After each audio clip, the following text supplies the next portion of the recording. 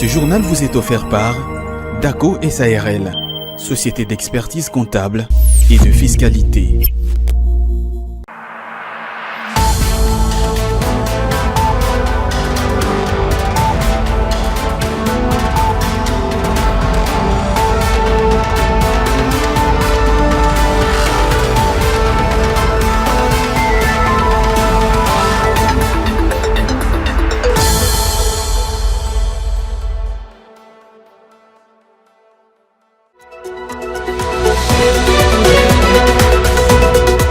Ouverture ce mardi 22 avril 2025 au siège du Conseil permanent de la comptabilité au Congo d'un séminaire sur la prise en compte des événements postérieurs à la fin de la période des reporting, les changements des méthodes et les corrections d'erreurs selon IAS 10 et IAS 8.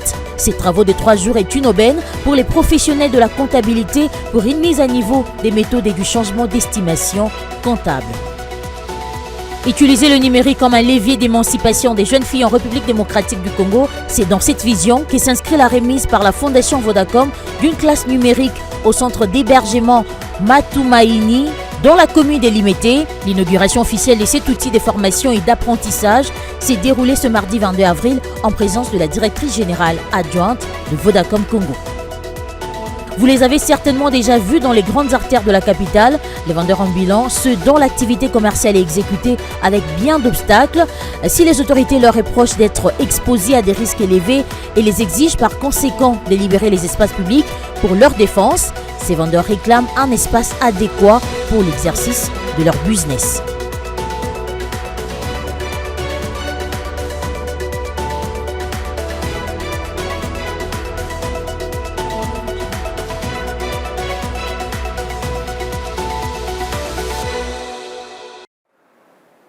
Merci de nous avoir choisis pour vous informer, mesdames et messieurs, bienvenue à tous. Tout d'abord, cette nouvelle, le vice-premier ministre de l'économie nationale, Daniel Mukoko Samba, a clôturé sa mission dans le Haut-Katanga le lundi 21 avril. Cette mission lui a permis de visiter tour à tour plusieurs fermes et entrepôts de maïs. Question pour lui d'encourager les producteurs locaux et de renforcer la lutte contre l'insécurité alimentaire. Betty Tanfou pour plus de précisions.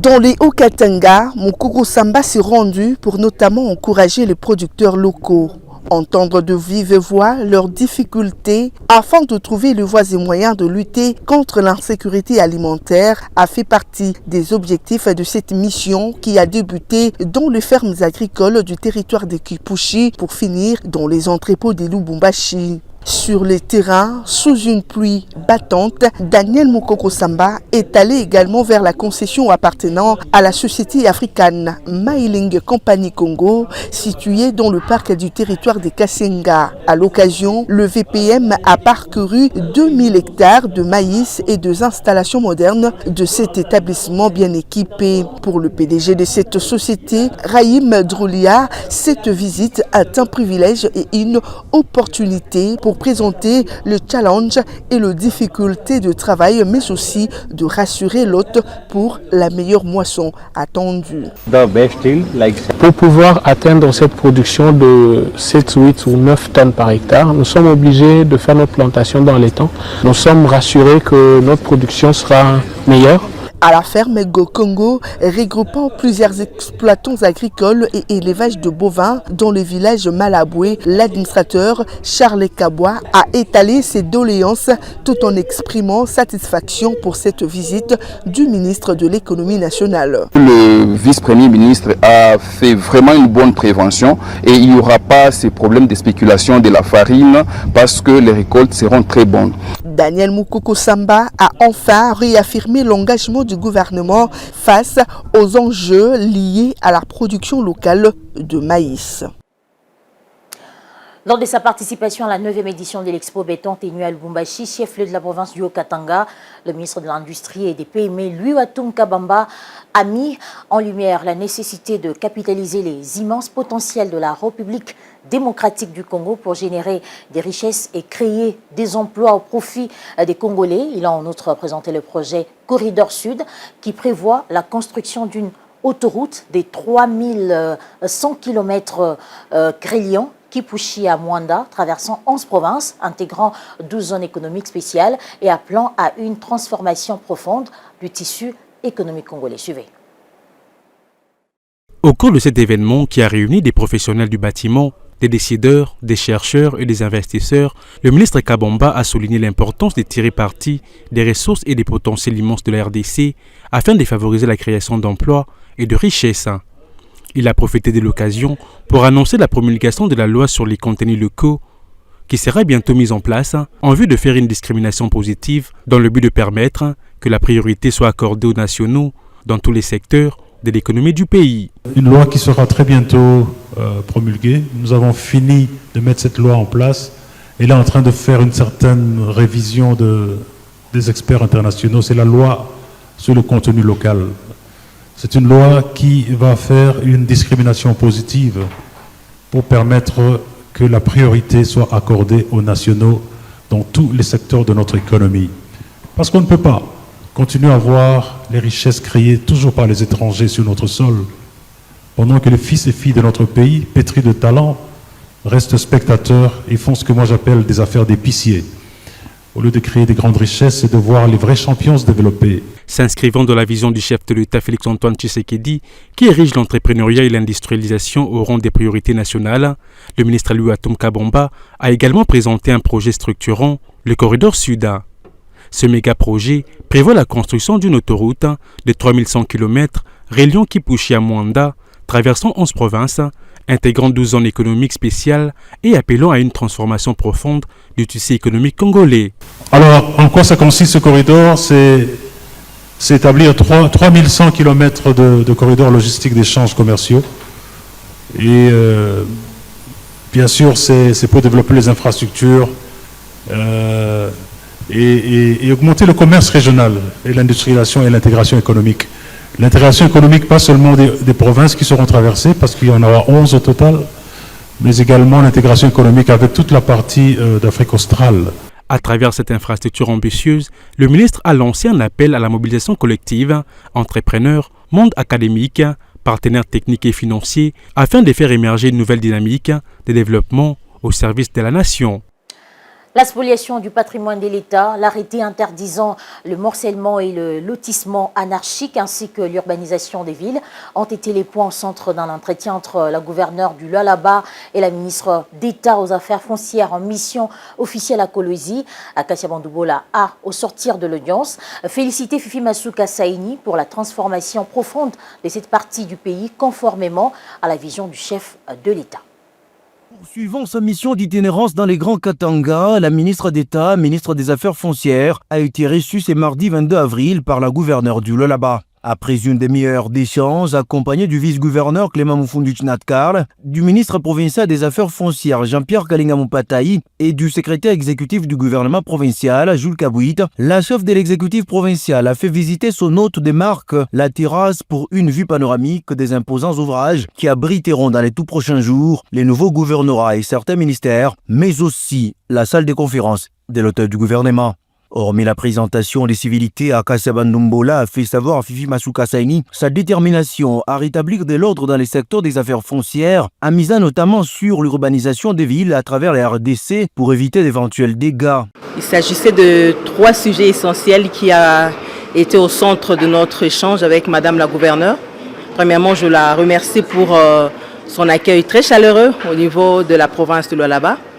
La première question, le premier sujet, c'était à propos de questions de spoliation ou d'aliénation du patrimoine privé de l'État au profit des particuliers. Nous avons essayé de changer là-dessus et nous avons eu des pistes de solutions quant à ce. Pour la deuxième question, il s'agissait de l'arrêté numéro 0022 qui a été signé au mois de février par le gouvernement central et bien par les truchements du ministère des Affaires foncières qui interdisait en fait le morcellement et le lotissement anarchique, sauvage, à l'initiative de particuliers, qui est à la base aujourd'hui de dérèglement urbain de nos villes, de nos cités, de nos quartiers. Et troisième sujet, c'était autour de la question liée de manière holistique sur les lotissements, sur des questions d'urbanisation. Nous avons également échangé là-dessus. La ministre d'État, ministre des Affaires foncières, a salué l'engagement de la gouverneure Fifi Masuka Saini en traduisant en acte les orientations du président Félix Tshisekedi pour le bien-être des Lualabais. Nous encourageons Madame la gouverneure de la province de Lualaba de continuer avec les œuvres qu'elle a commencées, de continuer avec cette vision qui s'incarne évidemment par la volonté du chef de l'État de pouvoir transformer nos villes, transformer nos provinces. Et c'est ce qu'elle fait et nous l'encourageons à continuer dans cet élan parce que c'est pour le bien de la population, pour le bien de la République. Acacia Bandumbola devra avoir des séances de travail avec les responsables du cadastre et ceux des titres immobiliers.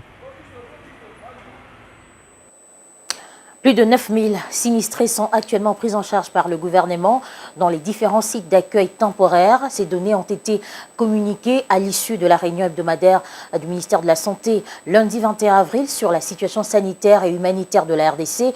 D'après la même source, 4 provinces sont à ce jour touchées par les affres des inondations meurtrières, à savoir Kinshasa, Congo central, Tanganyika et Tchouapa. Igor Biwaka pour le commentaire. Cette réunion hebdomadaire est revenue sur la situation sanitaire et humanitaire en République démocratique du Congo. Une mise à jour a été faite sur les inondations meurtrières qui ne touchent pas seulement à ce jour la ville de Kinshasa. Il y a 4 provinces maintenant qui sont concernées par ces inondations. Il y a le Kinshasa, le Congo central, le Tanganyika et la Tchouapa qui sont touchés. À Kinshasa, le gouvernement prend déjà en charge plus de 9000 sinistrés installés dans des sites d'accueil temporaires. Au niveau de Kinshasa, on note plus de 9000 sinistrés, plus de 9000 sinistrés qui sont au niveau des sites de prise en charge. Et on a essayé le week-end de délocaliser le site qui est au niveau de Lumumba pour le stade municipal de Bandal parce que Lumumba, c'était dans une école et les cours reprennent, donc il était important que nous puissions désengorger, libérer ce site. Cette réunion a également passé au crible l'évolution du Mpox, où il est ressorti une légère augmentation des cas par rapport à la semaine précédente. J'ai dit au sommaire de ce journal, ici ouvert ce mardi 22 avril 2025 au siège du Conseil permanent de la comptabilité au Congo, un séminaire sur la prise en compte des événements postérieurs à la fin de la période de reporting, le changement de méthode et les corrections d'erreurs selon IAS 10 et IAS 8. Cette session de 3 jours est une aubaine pour les professionnels de la comptabilité pour une mise à niveau des méthodes et du changement d'estimation comptable. Fulgence Milay pour le reportage. C'est un prélude des états financiers qui sont une obligation pour les agents et entités économiques qui s'est ouvert au Conseil permanent de la comptabilité au Congo CPCC. Ces séminaires sur la prise en compte des événements postérieurs à la fin de la période de reporting, le changement des méthodes et les corrections d'erreurs selon IAS 10 et IAS 8. En cette première journée d'apprentissage de haut niveau, ces professionnels de la comptabilité ont été instruits sur l'essentiel de la norme, les choix et les applications des méthodes, le changement des méthodes comptables et les estimations comptables, entre autres. Synthèse faite ici par le professeur William Bouyamba, secrétaire général de cet organe, mais aussi animateur de ces séminaires. Les entreprises et les agents économiques sont en train de préparer leurs états financiers qui sont censés arrêter au plus tard les 30 avril. C'est comme ça que nous parlons des opérations à passer pendant cette période de préparation des états financiers concernant notamment les changements des méthodes, les changements d'estimation comptable, la correction des erreurs significatives. Occasion pour les participants de saluer cette initiative de mise à niveau. Ceci représente d'abord une très grande opportunité parce que les thèmes déjà l'ont dit, la prise en compte des événements postérieurs. Comment s'y prendre, comment procéder. Parce que les états comptables aujourd'hui, les états financiers ne concernent pas que l'entreprise, mais c'est l'information à livrer aux personnes externes notamment aussi. Et ces informations doivent être fiables, doivent être viables et doivent aussi refléter dans leur constitution ce que les normes disent. C'est ainsi que cette formation constitue pour nous justement une très grande opportunité pour acquérir ce que les prescrits en la matière. Grâce à ces nouvelles compétences, donc, nous serons à même de mieux assurer la production de nos états financiers, en tenant compte justement de tous les acquis de cette formation. Durant 3 jours, soit du 22 au 24 avril, les comptables et cadres financiers des diverses entités économiques seront nourris de matières visant les renforcements des capacités, À savoir, le CPCC est une institution d'études et d'analyse des différents plans comptables ayant pour vocation des conseils techniques du gouvernement en matière de la comptabilité, mais aussi de certification des comptes des entreprises publiques et de diffusion de la Centrale nationale des bilans. Mesdames et messieurs, sachez également que l'ONATRA a procédé le lundi 21 avril 2025 au lancement officiel des taxis fluviaux à Kinshasa, reliant la commune de Gombe à Maluku sur une distance de plus de 10 km avec une capacité de transport de 50 000 personnes par jour. Cette initiative s'inscrit dans le cadre du projet d'extension de la ville et vise à désengorger la circulation routière, offrant une alternative efficace aux embouteillages persistants qui paralysent la capitale. Osé Kabamba pour le reportage. Annoncé les 10 mars dernier par le gouverneur de la ville de Kinshasa, les taxis fluviaux ont officiellement débuté leur service dans la capitale congolaise. Concernant les tarifs, l'Office national de transport, ONATRA, indique que le trajet entre Beach Gombe et les ports de Maluku est fixé à 5 $ américains pour le grand bateau et 25 $ pour les canots rapides. L'ONATRA se veut rassurant quant aux mesures de sécurité mises en place afin de prévenir les incidents regrettables. Nous avons noté la traversée qui venait de s'effectuer dans de bonnes conditions et même les passagers ont aimé. Nous ne pouvons que dire merci beaucoup à la direction générale. Les instructions de la haute hiérarchie sont appliquées au niveau du port des gilets. Il n'y a personne qui s'embarque à bord sans gilet de sauvetage, ni même être sur la plateforme. Tout le monde porte les gilets au niveau de la STP et plus précisément au niveau des beach. L'ONATRA prévoit d'étendre cette initiative à d'autres provinces traversées par le fleuve Congo, ce en vue de renforcer la mobilité fluviale, stimuler les échanges commerciaux et offrir une alternative de transport rapide et sécurisé aux populations locales. Utiliser le numérique comme un levier d'émancipation de jeunes filles en République démocratique du Congo, c'est dans cette vision qui s'inscrit la remise par la Fondation Vodacom d'une classe numérique au centre d'hébergement Matumaini, assise dans la commune de Limete. L'inauguration officielle de cet outil de formation et d'apprentissage s'est déroulée ce mardi 22 avril en présence de la directrice générale adjointe de Vodacom Congo, Pamela Ilunga. D'autres détails dans ce reportage signé Igor Biwaka et Eddie Boma. 3 doigts, 4 doigts, 5 doigts, Fondation Vodacom. Sourire et acclamation, c'est cette ambiance bon enfant qui a caractérisé la cérémonie officielle de remise de cette classe numérique. Le centre d'hébergement Matumaini, Espoir en Swahili, en a été les plus grands bénéficiaires. Occasion pour la responsable de ces centres de refuge pour les jeunes filles victimes de violences sexuelles et en situation de vulnérabilité, Mushka Texeira, de saluer ces gestes caritatifs et ô combien louables de la Fondation Vodacom. Je tiens à adresser mes plus sincères remerciements à la Fondation Vodacom pour son engagement et sa générosité. Grâce à votre soutien, nous avons pu mettre en place une salle numérique, un véritable centre d'espoir et d'opportunités pour mes jeunes filles, pour les jeunes filles en général. Cet espace leur offre désormais la possibilité d'accéder à l'éducation, à la connaissance et à des outils essentiels pour leur avenir.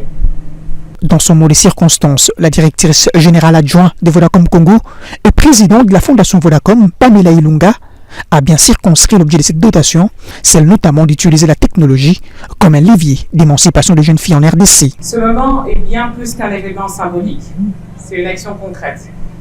Une étape importante dans notre engagement pour un avenir plus équitable, plus inclusif, tourné vers le numérique. Ce centre qui accueille ces jeunes filles, issues des milieux vulnérables, est devenu un lieu de résilience, de sécurité et désormais d'opportunités.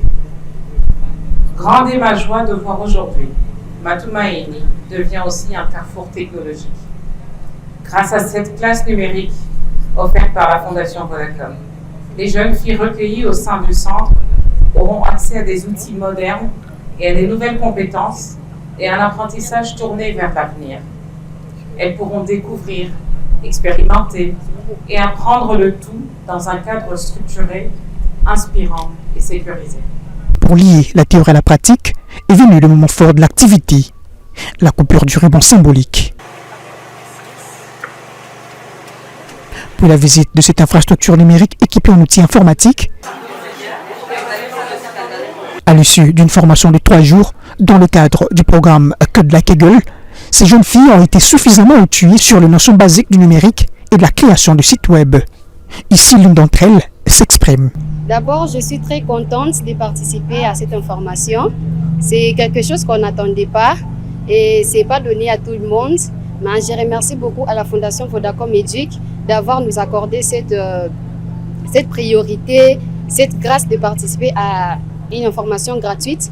Mise à leur profit, cette classe numérique va leur permettre d'accéder à une éducation de pointe et de découvrir les opportunités offertes par le numérique. Cet événement témoigne une fois de plus de l'engagement de la Fondation Vodacom en faveur de l'éducation et de l'autonomisation des jeunes filles. Ce mardi 22 avril 2025, une séance de formation s'est tenue dans la salle de conférence du gouvernorat réunissant les membres de la cellule de communication de la gouverneure ainsi que ceux de la direction provinciale de la communication et de l'initiation à la nouvelle citoyenneté. Cet atelier s'inscrit en prélude à la 12e conférence des gouverneurs qui se déroulera dans la province du Lualaba dans les prochains jours. L'objectif principal était de poser les bases d'une collaboration efficace entre le service du protocole et celui de la communication.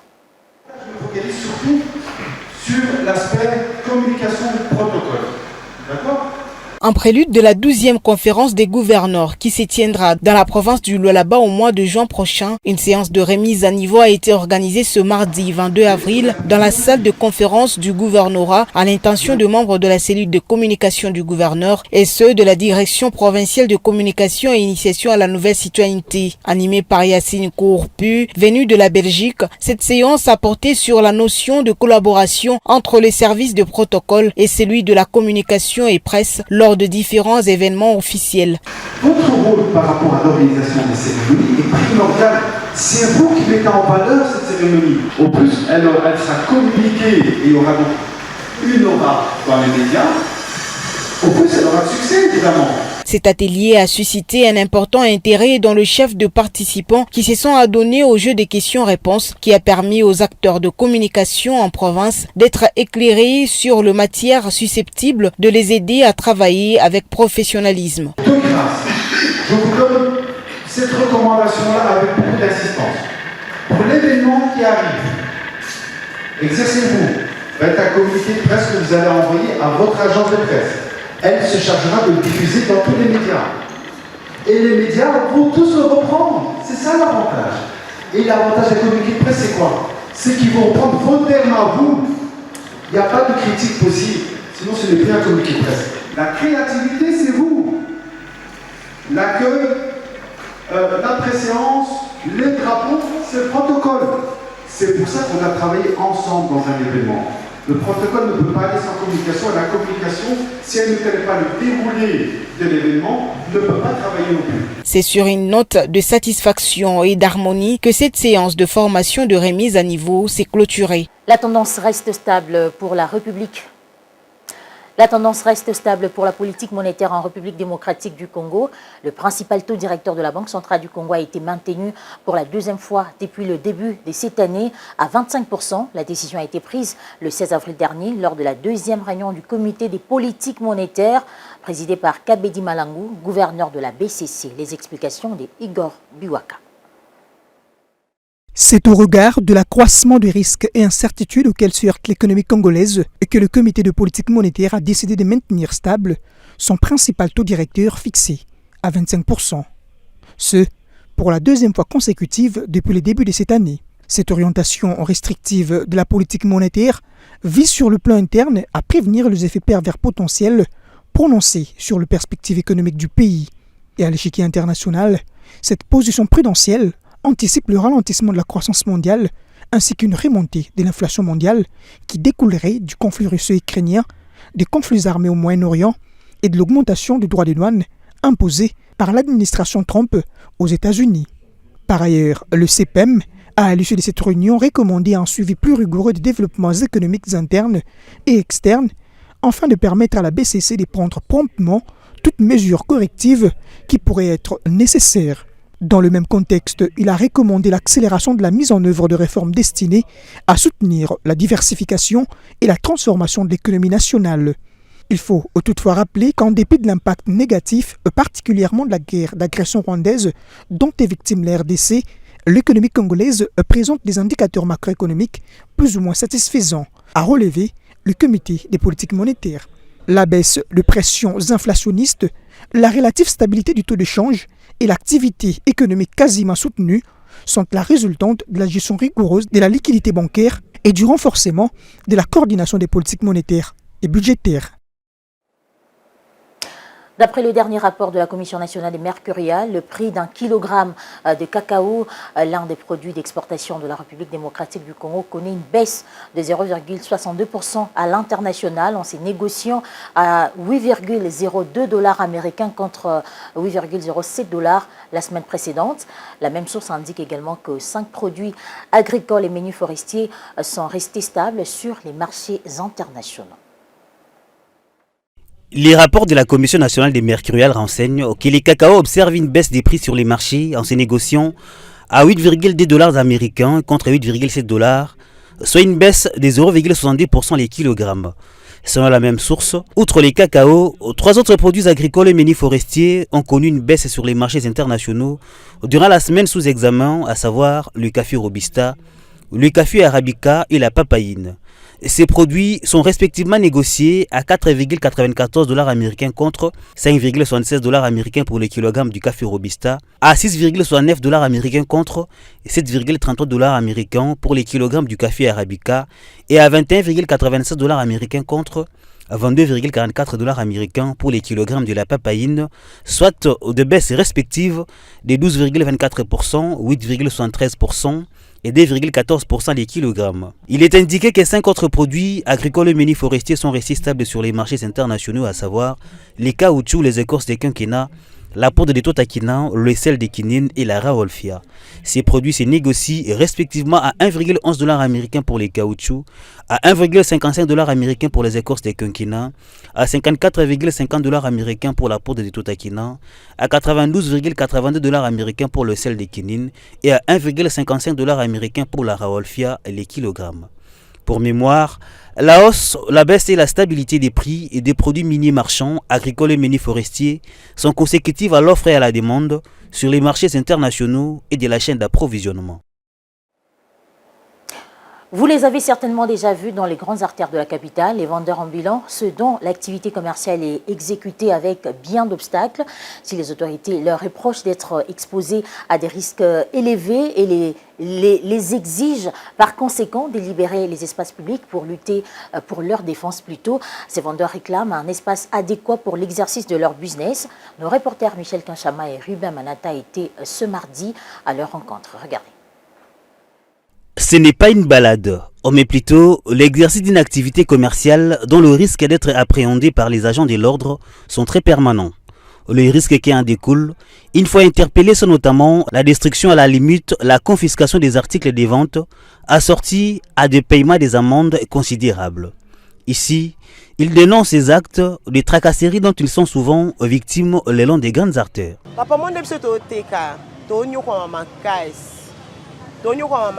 rapport à la tracasserie, il y a des soldats qui donc bien. So ba ye ko landa ko buka ko panza biloko abatu sabotage. Omoni biso bima boye otiki bana ndako. So izando esili. To moni ba place ezali. Ya no matoke toki okota kuna. Bino bobenga na biso boye na ozanda ngo bosilicité, makambo esilité na ba poto na salito ezana zando. To sani. Si cette activité est exercée faute d'espace public, un regard doit être porté sur ces formes de business, a souligné Patrick Moussoko, président d'une structure de défense des droits des consommateurs. Ces vendeurs ambulatoires ou la vente ambulatoire n'est pas vraiment autorisée parce que ce soit les consommateurs ou les vendeurs, personne d'entre eux est protégé. Les risques de vente ambulatoire sont multiples. Ce que nous pouvons préconiser ou bien proposer à l'État, c'est l'État doit avoir une politique aussi de parking.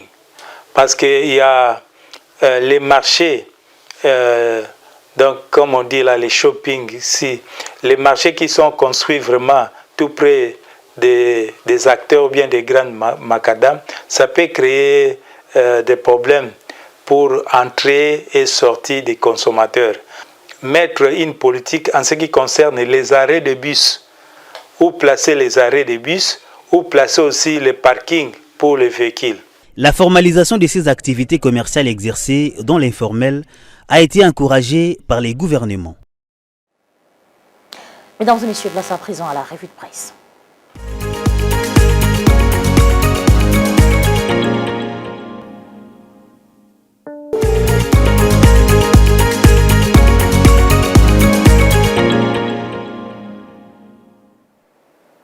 Si vous nous avez pris en cours de diffusion, je vous rappelle les principaux titres de ce journal. Ouverture ce mardi 22 avril 2025 au siège du Conseil permanent de la comptabilité au Congo d'un séminaire sur la prise en compte des événements postérieurs à la fin de la période des reporting, les changements des méthodes et les corrections d'erreurs selon IAS 10 et IAS 8. Ces travaux de 3 jours est une aubaine pour les professionnels de la comptabilité pour une mise à niveau des méthodes et du changement d'estimation comptable. Utiliser le numérique comme un levier d'émancipation des jeunes filles en République démocratique du Congo, c'est dans cette vision que s'inscrit la remise par la Fondation Vodacom d'une classe numérique au centre d'hébergement Matumaini dans la commune des Limité. L'inauguration officielle de cet outil de formation et d'apprentissage s'est déroulée ce mardi 22 avril en présence de la directrice générale adjointe de Vodacom Congo. Vous les avez certainement déjà vus dans les grandes artères de la capitale, les vendeurs ambulants, ceux dont l'activité commerciale est exécutée avec bien d'obstacles. Si les autorités leur reprochent d'être exposés à des risques élevés et les exigent par conséquent de libérer les espaces publics pour leur défense, ces vendeurs réclament un espace adéquat pour l'exercice de leur business.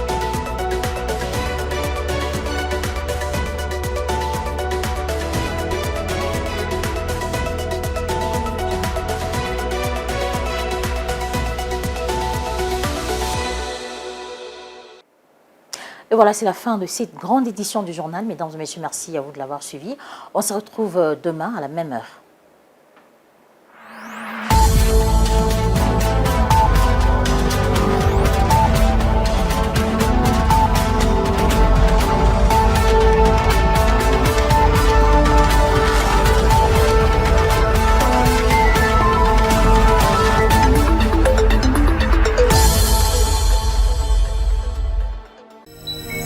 Ce journal vous a été offert par DACO SARL, société d'expertise comptable et de fiscalité.